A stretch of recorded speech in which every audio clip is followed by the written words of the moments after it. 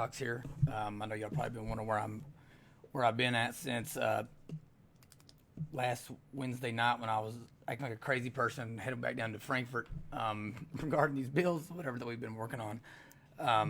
My apologies for just now getting some information out there on what happened and all that. I'll be honest, it's kind of been tough for me to even try to figure out what kind of video to do here because so much stuff happened there from that on that day from morning to evening. So I'm going to actually be doing another video after this one that's going to be it's going to be directed at the actual reps themselves. I think there's a little confusion on what's going on, what we're trying to do, why the bills we're voting on are still necessary, that kind of thing.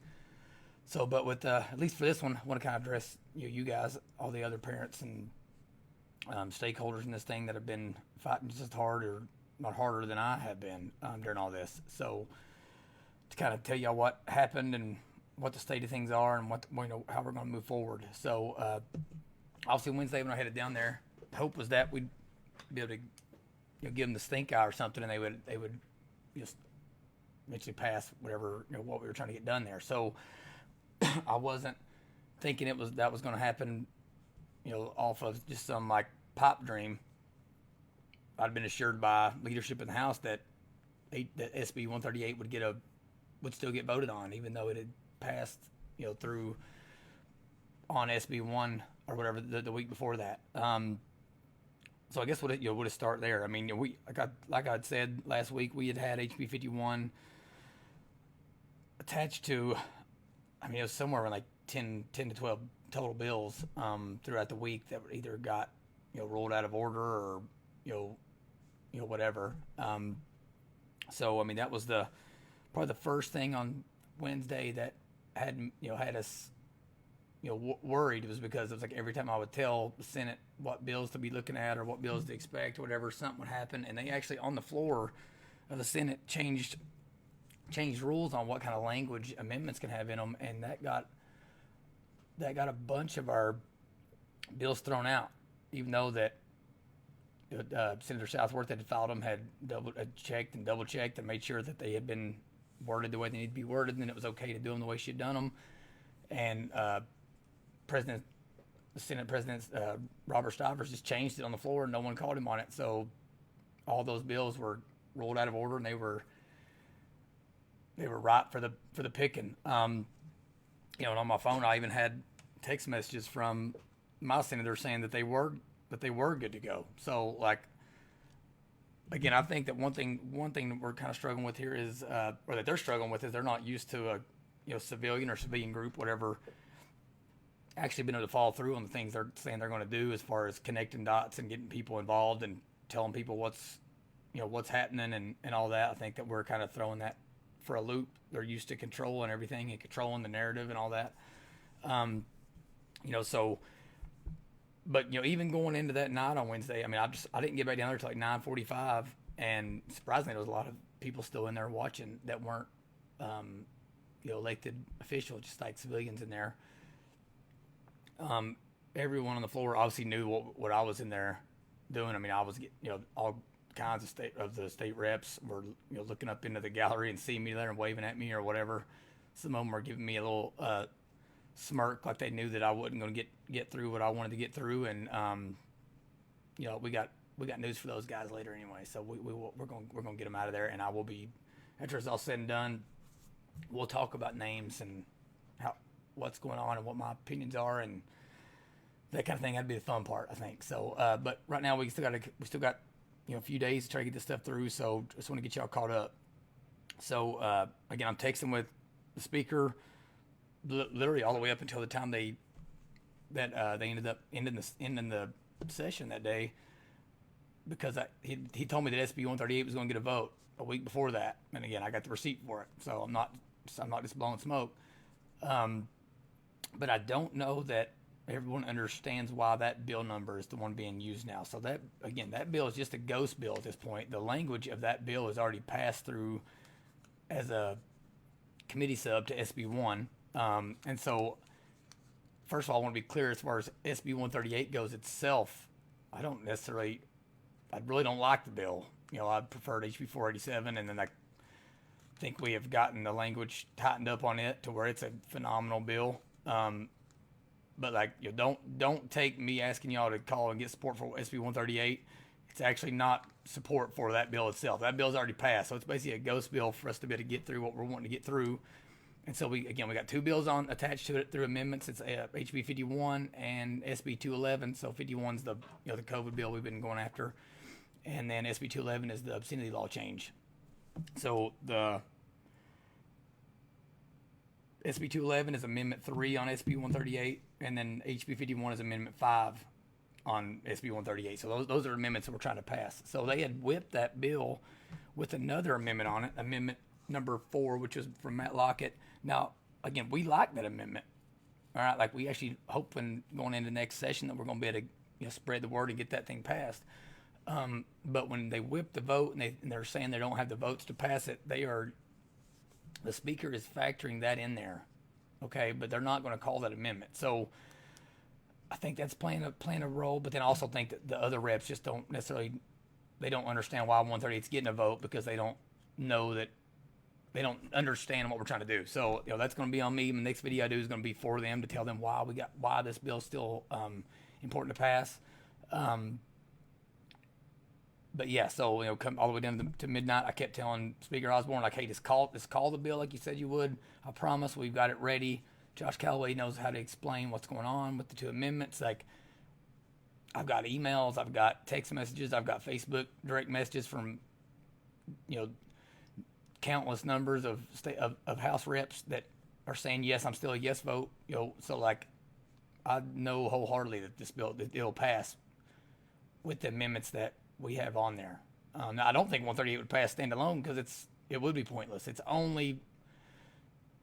just being used to get through other stuff and get it over to the Senate. Okay, so that's number one. Number two, someone might say, well, we've already done that. Why would we do it again? Couple reasons. If the Senate really is the problem we think it is, we need to know. This all that would do if they passed HB51 again and sent it over to the Senate, all it would do is reaffirm that, and we could know that all of our anger needs to be directed at the Senate. Okay, so as civilians, our time, we have X amount of time to devote towards this stuff. We can't waste any of it. So if we don't know what the problem is, how are we supposed to fix it? Okay, so that's number one. Number two, we'd be adding another element to what would be going back over to the Senate. And if no one has watched the video of Miranda Stovall at the last JCPS board meeting, reading the obscene material stuff from those books, I mean, like, they have FOIA sent out to counties all over the state, and these books they're all over the place. I mean, it's running rampant, and we got to get it under control. So it would also add that element into it, to where when that goes back over to the Senate, they obviously would get to concur on both of them separately. But in order to concur with either of them, both things would have to at least get a vote, from what I understand. So again, we're applying pressure to the Senate, giving the Senate an opportunity to show us where they stand. But at the end of that night, I'm getting something from Speaker Osborne saying that he, at the end of it, the last thing he said was, hey, I just got confirmation that the Senate, they're not going to take up anything we send back over to them. All right, and I'm not accusing anybody of lying or anything. I'm just telling y'all what happened. All right, but I also have a text message from Judy Rocky Adams, my senator, that says, hey, I heard that they're going to send a number over here to us, a clean amendment with 51 on it. Let me know what that number is so I can pull it. Okay, so there's either a disconnect there, or there's dishonesty there, or somebody just not holding up their end of the bargain. But again, like, they're communicating with me, and I don't think people are used to civilians without anything to lose, being willing to actually having the connections or being willing to put it all on the line to do that. And again, I'm not trying to call anybody out or anything just yet, but but it is what it is. I got one person saying that the Senate won't pick it up. I got the other person saying the Senate will. What number is it? And nothing's happening. Okay, so that's where we're at on that. So the night ended. it seemed like things were done, right? Well, here's my deal. Like, don't tell me things are done when there's still days left. So they're going to be coming back here next Wednesday and Thursday to reconvene for veto overrides, that kind of thing. So I don't believe in this whole like, well, we're not going to pass it because the governor will veto it nonsense. No, you better pass it if you think it's good, or otherwise we have to think that you don't like that you're a no vote. Okay, we got to stop we got to start holding them accountable to anything that creates a roadblock in the legislation we expect to get passed. So if they want to suspend rules, they're no vote there. Okay, we're going to consider that a no vote on the bill itself. All right, like you don't second a motion to hear an amendment. Okay, well, anyone could have seconded the motion, so anyone who did it, okay, it's a no vote. We're just going to start, chalk it up. That's a no. You didn't support the cause. So got those 2 days left.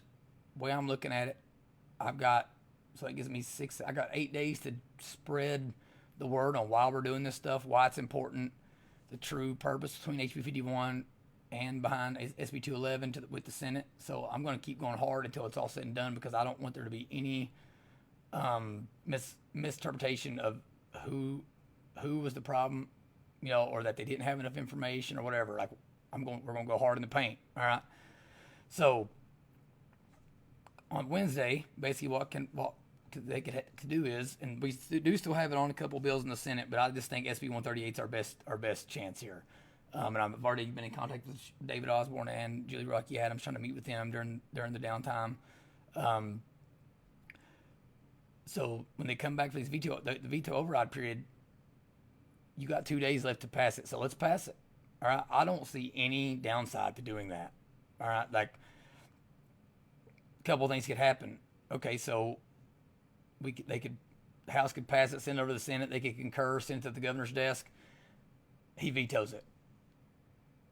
Okay. Could we ask for better campaign material than we got to get Liberty people in there, or more Republicans in there, because the governor supports pornographic material being left in elementary school libraries? I mean, is there, or like the governor thinks that schools should be able to force your kid to put the jab in their arm, and even though there's no evidence to show that that kids need to be getting this thing in mass. Again, this isn't I don't really want to go down the vaccine deal there.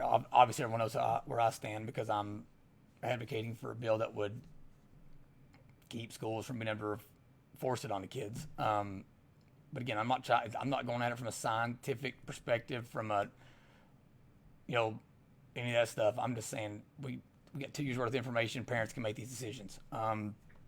So, I mean, is there a better thing to run on, as far as against your political opposition than those two things? And so, again, even if you don't agree with it as a Republican, if you're one of these big business types or whatever that wants the vaccine going down in everybody's bloodstream,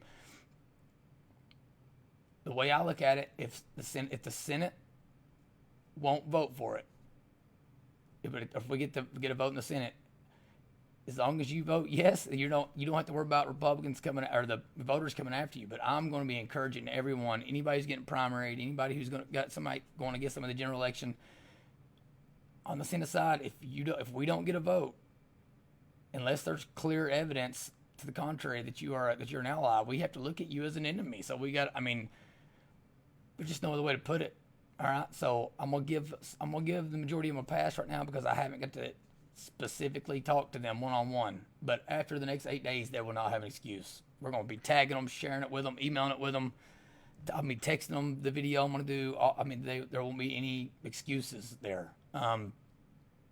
So, yeah. So there's that. So he either vetoes it or he doesn't veto it. And then guess what? So if he vetoes it, it's a win even for the rhinos. All right. If he doesn't veto it, it's a win for everyone. First of all, it's a win for our babies, our children, so they can get back to their normal life and quit being all stressed out about stuff that does not matter, that isn't affecting them. So that's the biggest win. The next win is that anybody who thinks that the governor will be able to spin that as a positive thing for him is just they're smoking something. Okay, like it will make him look weak. All right, and whoever the next gubernatorial candidate is on our side will still be able to say, hey, listen, look, he basically admitted we were right. We can't leave someone in there who is going to make they're that serious of bad judgment calls in that office. We just can't. So I mean, I just don't. I see this as a straight positive across the board win-win for rhinos, for Liberty folks, for our children, for our parents, all that stuff, and then again, if it does pass, it's a huge win for our grassroots parental movement. I mean, these are two like basic, fundamental, non-controversial bills that relinquish power back to parents, to make decisions about what's best for their children without even, attacking curriculum or anything. I mean, these are just, basic decisions about children, parents deciding what kind of, when it's time to have the right time to have the birds and the bees conversation, and not just like destroy a kid's innocence by happenstance because they walk by a book in the library and open it up and see some stuff that me as a 35-year-old man with 4 children sees as hard to look at, and makes me grimace. But then also you see getting to make basic medical decisions. So these aren't even controversial things. But if they can't do these things again, like we might as well throw out the other stuff out the window because they just don't. It'll be proof they just don't give a damn. I mean, I don't know how to say it. I mean, anybody who's watching, sorry for the curse word there, but there's a reason people like Dave Chappelle and those and comedians are so effective because sometimes like bad language is just necessary. It's the only way to get through the significance of whatever it is, or to really put it into context or perspective. So yeah, so that's where we're at. I mean, I'm going to be calling on. I'm going to be speaking at several functions here over the next week. I'm going to be doing, be hosting conference calls. I mean, we're trying to talk about doing like a Q&A and opening it up to everyone in these groups, all that. Because again, folks, we want this to be a grassroots deal. We don't want anybody to be the owner of it, to be the leader of it. We need everybody.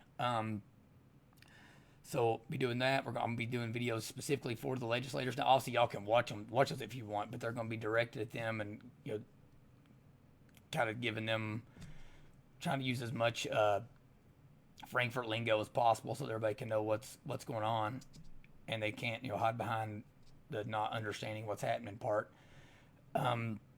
But then I'm also going to be reaching out to a lot of the group leaders and Facebook groups and different,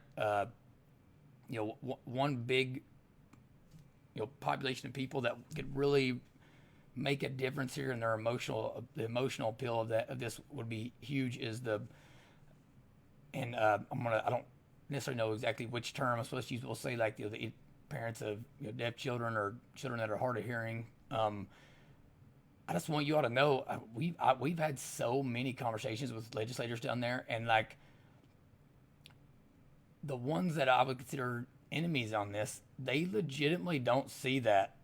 Like they don't see the troubles that those children go through as the equivalent of other ones. I mean, we're talking about a whole nother intersectionality outlook on things. They don't see that disability or that challenge as equivalent to other things. I mean, they literally dismiss it to our face. I mean, one of the ladies that goes in there with me has 2 children that are hard of hearing, and like the mask issue has it's significantly set back her children, and like it's demoralizing and makes me like it's gut wrenching hearing these stories. And like the legislators that don't agree with 51, they legitimately don't even address that. They just say, "Oh no, that's terrible," but there's got these other kids, and so that that segment of the population, those parents with those with children that deal with those daily challenges and struggles. I mean, we're going to give you all names and emails, stuff like that, of people to reach out to, but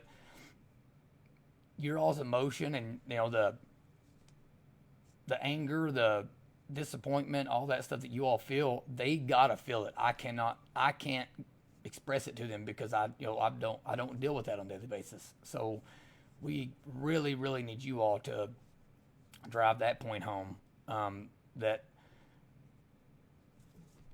the Americans with Disability Act and all that stuff. It's like it applies across the board. It's not. I don't think they have a ranking in there of which disabilities are most important. And you go down the list. It's for everyone every child has a right to a fair and equal education. I mean, there's just no. And so if you are hard of hearing or you're deaf and parent or teachers or whatever wearing masks, you're not getting that.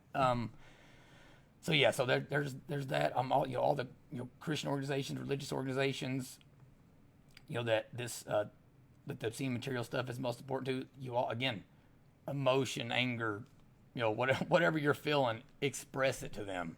I mean, again, we'll get the emails out there for the senators and all that stuff. But even like Speaker Osborne, David Meade, Stephen Rudy, those people, the leadership on the House side, they need to hear it too. So all you guys, church groups, let these House reps and senators know that it's just unacceptable to have this kind of stuff in our libraries for our kids to have to see. And so express that to them so they don't think I'm just the only crazy down there wanting any of this stuff done. All of our other groups, it's been pivotal. Like on a huge level, all of our social media warriors out there. I mean, tagging, sharing, liking, all that stuff. Man, y'all done. I'm doing these videos because it's been so apparent to me how big that's been along the way, and so please keep doing that. Anything that I put out here, you can share it with anybody you want. You can post anything you want about it. Like none of it. I don't own any of this stuff. I'm not trying to. So get the word out there to all the groups, all that good stuff. Once all this is over, it's April 13th to 14th. This one journey will be over.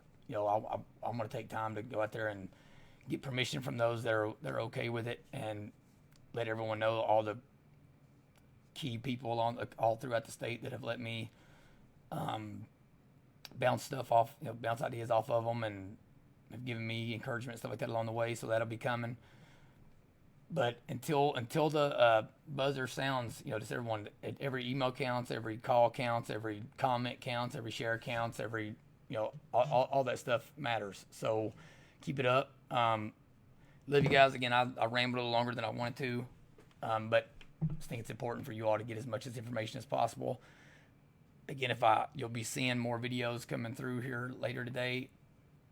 It'll be much the same information that I'm telling you right now, just in a different way, meant specifically for the legislators and that kind of thing. So yeah, but if y'all have any questions, concerns, comments, reactions, whatever, put in the comments, send me an email, send me a text, all that good stuff. But thanks a lot for staying engaged. It's spring break, so listen, if we can get loud during spring break, they will know we are dead serious. Okay, so I know some of y'all's on the beach. I know some of y'all is like, in out of the country. Some of y'all are in the skies. Listen, I hear you, but if we want this done, you're gonna have to go the extra mile and find the Wi-Fi somewhere on your vacation and get this stuff out to them. Let your voice be heard. So love you guys. I'm gonna go and get off here. Nice talking with you, and be in touch soon.